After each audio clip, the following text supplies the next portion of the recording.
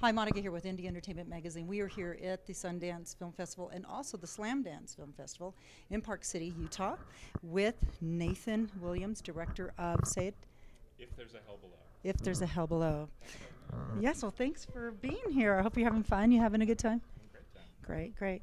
So, Nathan, tell us basically where you from first. I'm from Portland, Oregon, and I spend a lot of time making films in Seattle, so I identify as a Northwest filmmaker.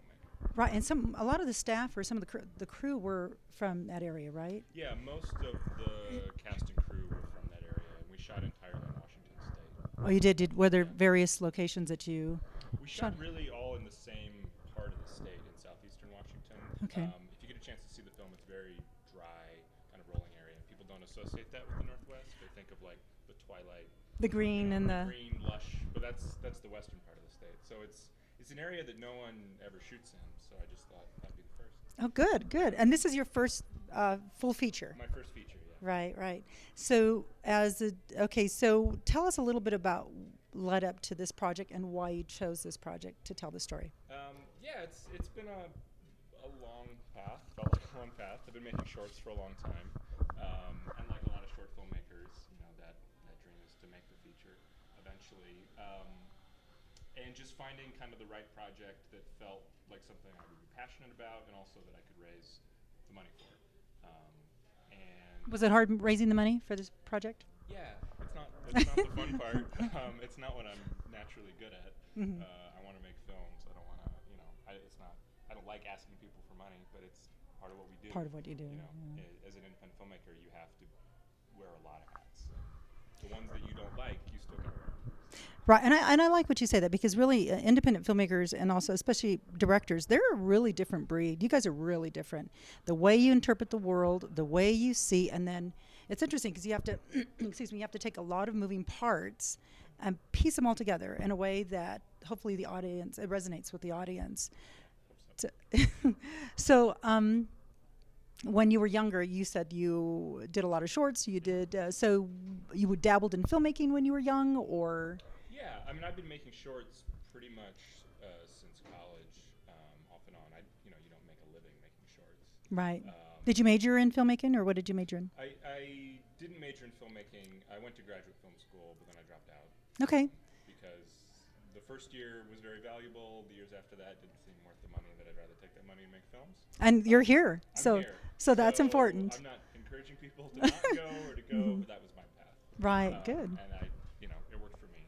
Right. So yeah, I mean, making shorts pretty much over the last almost 10 years, and getting better at my craft, and forming relationships with people you want to work with, and knowing kind of finding your voice is important. That you're not just doing someone else's style.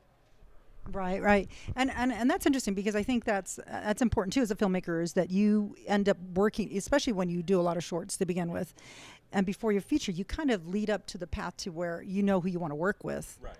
Yeah, I mean, almost every one of my crew and a good amount of my cast are people I've worked with before, and the kind of film we made where we didn't have a lot of money, we were out on location, the margin for error is really low. Yeah. So you want talented people, but you also want people you can count on, that have been there before with you, and you can. Sorry. It's okay. That when stuff goes wrong, and stuff always goes wrong. Right. That they're gonna roll with the punches with you. So it was great. It was a great casting crew. Okay, so here's the good part. Now tell us about the project of the film. Yeah. What's the name of it? It's If There's a Hell Below. Okay. It Was that the working title, or was that a title you intentionally chose? That was the title from the beginning. Okay. We did a crowdfunding campaign, well over a year ago, and so we had to have a title pretty early to kind of get people interested in the film. So it's a moody suspense thriller about a journalist who meets a woman claiming to be a national security whistleblower. And it's sort of in the vein of kind of these 1970s paranoid thrillers like 3 Days of the Condor or The Conversation. Obviously those have Robert Redford and Gene Hackman and things in them. My actors are the next Robert Redford and Gene Hackman. There you go. There you go. So it's a fairly small film, but it's a suspense film, and it has some topicality in kind of surveillance issues and who do you trust, and keeps people guessing till the end. I hope. I read that. Who did? What was the question? I think in the sheet.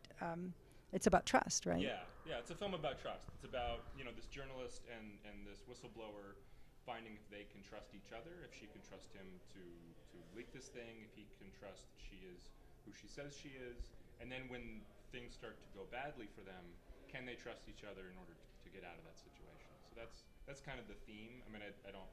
It's not a lecture. Hopefully right. it's fun to watch. Right. Yeah, but that's kind of what I was interested in talking about.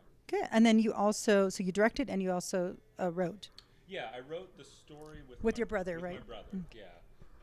And then I wrote the screenplay by myself, and he had some input. But he's someone I will often work on concepts with, work on characters with, and it's great to have that sounding board. I encourage writers. A lot of people are just like, I'm a writer director, and that's all I do. And I think having that other voice in the room is like really helpful.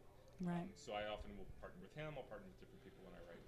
And at the end of the day, I'm directing, and I kind of have the final veto power. Good. Well, again, thank you so much, Nathan. What a pleasure to meet you, and best of luck. Thanks so much. I saw a little clip of it, and it looks very, very. It's good. I hope you can catch it. Yes, we will. Thank you so much. Thanks for Appreciate it. having me on. Alrighty, thanks. Nice to meet Thank you.